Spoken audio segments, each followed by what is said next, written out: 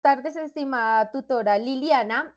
Vamos a hablar de las evidencias de la auditoría, presentado por Adriana Gutiérrez, mi compañera, y Lady Cardona. Entonces, vamos a empezar con la NIA 500. La NIA 500 habla sobre la evidencia de auditoría.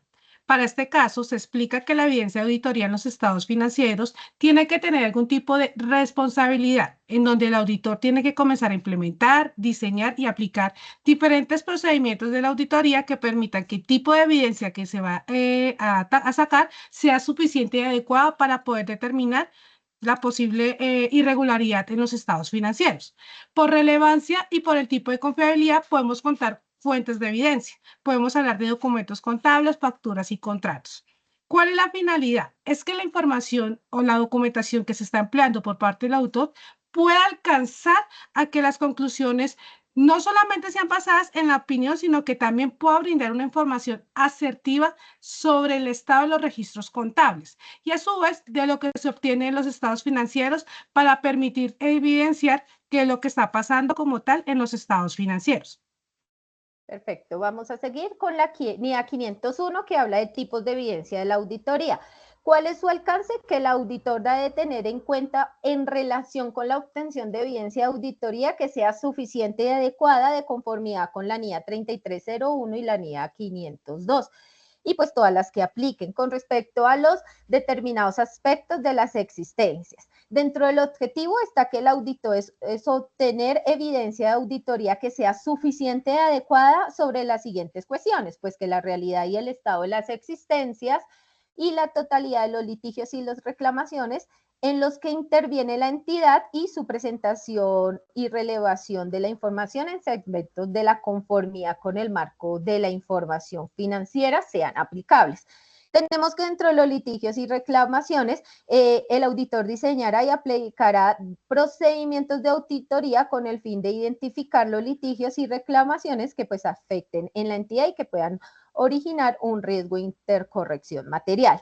Dentro de esos tenemos la indagación ante la dirección y en su caso ante otras personas de la entidad que sean, también tenemos que la revisión de las actas de las reuniones, pues que correspondan entre la entidad y sus asesores jurídicos, la revisión de las cuentas de los gastos jurídicos y que el auditor valore que existe un riesgo de intercorrección material con respecto a los litigios y reclamaciones identificados.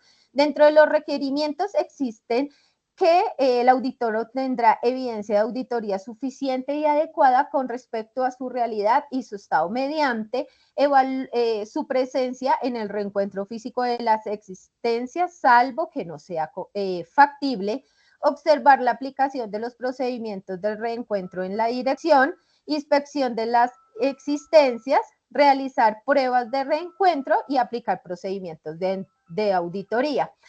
Vamos a hablar ahora, conforme a esto, la 505, que habla de las confirmaciones externas, que básicamente su objetivo el auditor debe diseñar e implementar procedimientos de confirmación externa para obtener evidencia de auditoría que sea relevante y, pues, por supuesto, confiable. ¿Cuáles son los requisitos? Procedimientos de confirmación externa, que estos sean utilizados para la confirmación o solicitar información referente a los saldos de las cuentas. Negativa en la administración a permitir que el auditor envíe una solicitud de confirmación, pues la administración se niega a permitir que el auditor envíe una confirmación externa. Esta deberá aplicar sus razones y que el auditor investigue sobre la validez. Resultados de los procedimientos de la confirmación externa es que obtenga evidencia de fuentes externas. Siempre existen pues circunstancias que puedan alterar la confiabilidad. Las confirmaciones negativas, que pues básicamente son persuasivas a las positivas, por lo que el auditor no deberá usarlas como único procedimiento sustantivo. Y por último, la evaluación de las evidencias obtenidas, que pues básicamente el auditor debe evaluar los resultados y si la evidencia es confiable, pues respecto a los procedimientos. Así es. Continuamos con la NIA 510 que habla sobre los encargos iniciales de auditoría. Como auditores debemos de entender la importancia de analizar y revisar los estados financieros y a su vez el montaje de los saldos de apertura o saldos iniciales. A través de un montaje correcto de saldos y aplicación de políticas y manejo, podemos determinar de que o podemos identificar qué tipo de montaje o de desarrollo que se puede generar para entender cuáles son las posibles fluctuaciones en los saldos iniciales.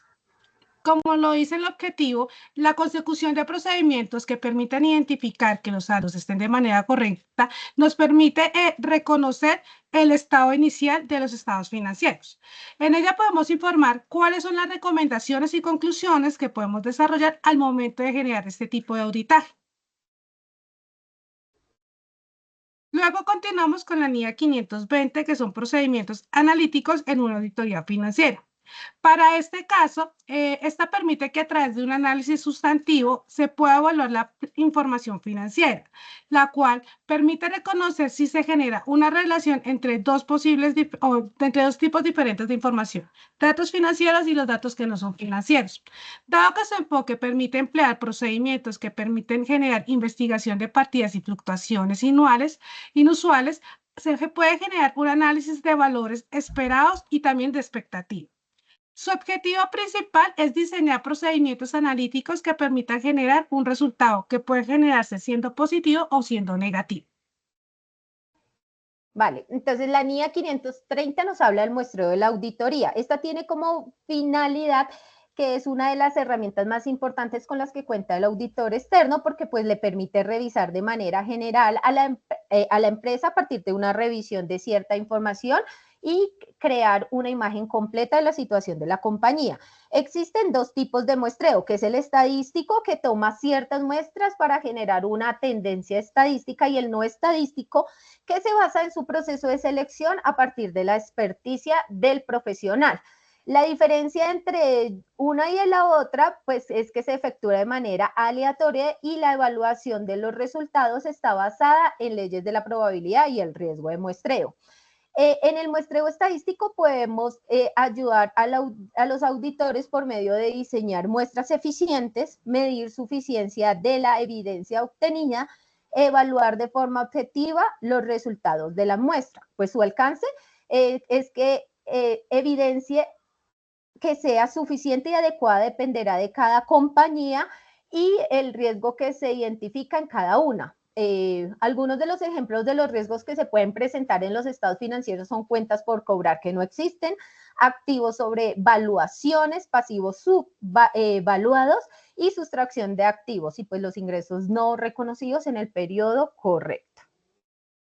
Así es, la NIA 540, que habla sobre las subestimaciones contables, habla sobre que el tipo de responsabilidad que tiene el auditor frente a la relación con las estimaciones contables y la correspondiente información a revelar al realizar una auditoría de los estados financieros. Esta trata los lineamientos que debe tener en cuenta un auditor sobre indicadores de posible sesgo por parte de la dirección.